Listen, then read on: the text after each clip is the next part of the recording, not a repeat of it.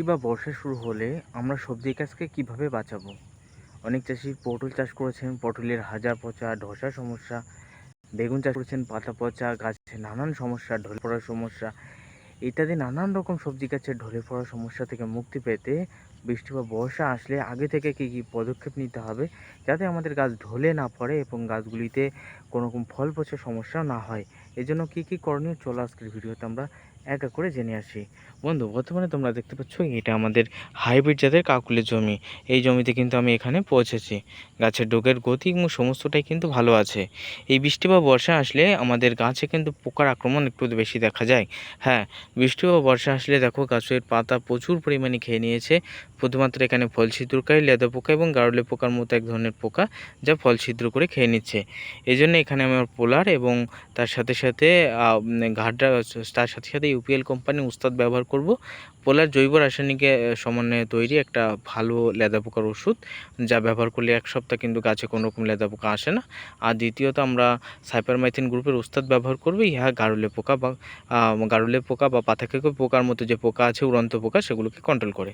দ্বিতীয়ত পোকার বিষয় নিয়ে আমার কথা না, আমার কথা হলো আমাদের এই কাকুল অর্থাৎ বৃষ্টি বা বর্ষা আসলে আমাদের কাকুল গাছের বা অন্য অন্য সবজি গাছের কী পরিচর্যা রয়েছে যার ফলে আমাদের গাছ ঢলবে না, গাছগুলিতে পূর্ণাঙ্গ আবার প্রচুর পরিমাণে কিন্তু ফল এবং ফুলে পরিপূর্ণ হবে। এছাড়াও আমাদের গাছের কিন্তু এই যে সমস্ত পাতা পচে আছে, যে পাতা পচে আছে, এই সমস্যা না থাকে তার জন্য আগে থেকে আমরা কী পদক্ষেপ নেব চলো এই ভিডিওতে আমরা জানি।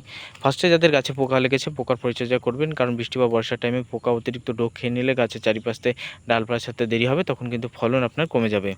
তাই আমাদের যেটা করণীয়, পোকার পরিচর্যা করতে হবে, আমি ফার্স্টে জানিয়ে দিলাম। দ্বিতীয়ত আমাদের যেটা করতে হবে, এখানে আমাদের গাছগুলি যাতে পাতা না পচে যায় এবং কি ফল যাতে না পচে, বিশেষ করে পটল গাছের ক্ষেত্রে হাজা পচার একটা সমস্যা সৃষ্টি হবে এবং হাজা পচার কারণে কিন্তু প্রচুর পরিমাণে পটল কিন্তু পচে যাবে। হ্যাঁ, প্রচুর পরিমাণে কিন্তু পটলগুলি পচবে এবং তার সাথে সাথে কিন্তু পটল গাছগুলি ঝিমিয়ে কিন্তু মারা যাবে। এটা কিন্তু বিশেষ করে বৃষ্টি বা বর্ষার টাইমে হয়ে থাকে। তাই প্রথমে আমাদের যেটা করণীয় সেটা হলো আমাদের মাটিতে, অর্থাৎ এই যে বানের নিচে যে মাটি রয়েছে সেখানে আমাদের কার্বন গ্রুপের যে কোনো দানাদার কীটনাশক আমরা ছড়াবো।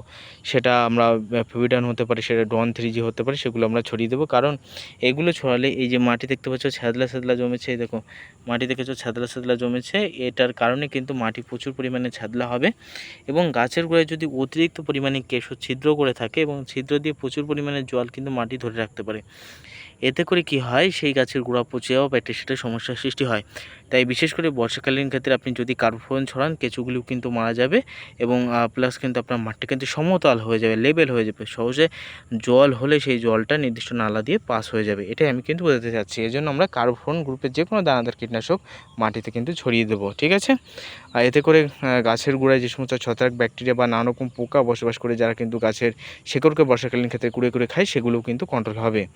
দ্বিতীয়ত আমাদের কিন্তু গাছের, বিশেষ করে পটল বা অন্যান্য সবজি গাছের ফল পচার একটা সমস্যা, হাজা পচার একটা সমস্যার সৃষ্টি হয়। বিশেষ করে কাকুলে তেমনভাবে হাজা পচা দেখা যায় না, তবে পাতা পচার একটা সমস্যার সৃষ্টি হয়।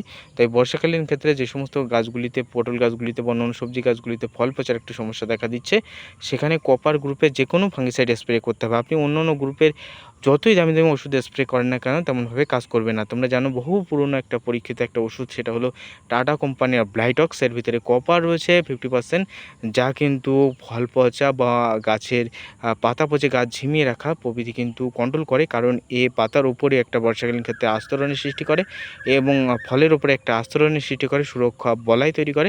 এতে করে যখনই বৃষ্টি বা বর্ষা হয়, সেখানে ছত্রাক ব্যাকটেরিয়া আক্রমণ করতে পারে না। এতে করে সেই ফলটা কিন্তু পচা কিন্তু কন্ট্রোল হয়ে যায়।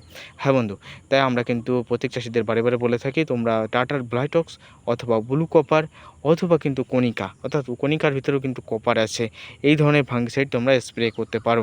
বিশেষ করে বৃষ্টি বা বর্ষার টাইমে গাছ যদি হাজা পচার সমস্যা দেখা যায়, সেখানে কিন্তু ম্যাঙ্কোজেম গ্রুপের কোনো রকম ফাঙ্গিসাইড স্প্রে করবেন না। এতে করে গাছের পাতা কালো হয়ে যাবে এবং গাছ কিন্তু নরম হয়ে যাবে, গাছের গতি বাড়িয়ে দেবে। এতে করে হাজা পচার সমস্যা আরও বেশি পরিমাণে সৃষ্টি হবে। তাই বিশেষ করে বর্ষাকালীন সময়ে কিন্তু আমাদের কিন্তু অবশ্যই কপার গ্রুপের ফাঙ্গিসাইড স্প্রে করতে হবে, না হলে কার্বনডাজিম গ্রুপের যে কোনো ফাঙ্গিসাইড আমরা স্প্রে করব। কার্বনডাজিম গ্রুপে নানান রকম ওষুধ কিন্তু বাজারে রয়েছে। কার্বনডাজিম একটা সিস্টেমিক ফাঙ্গিসাইড হওয়ায় গাছের একেবারে পাতার ওপরে যেমন আস্তরণ সৃষ্টি করবে, ঠিক তেমনই গাছের ভেতরে প্রবেশ করে গাছকে কিন্তু সুরক্ষিত রাখবে বা সুরক্ষা প্রদান করবে। বিশেষ করে বৃষ্টি বা বর্ষার টাইমে এই দুটি ফাঙ্গিসাইডই কিন্তু স্প্রে করা গাছগুলিতে ভালো।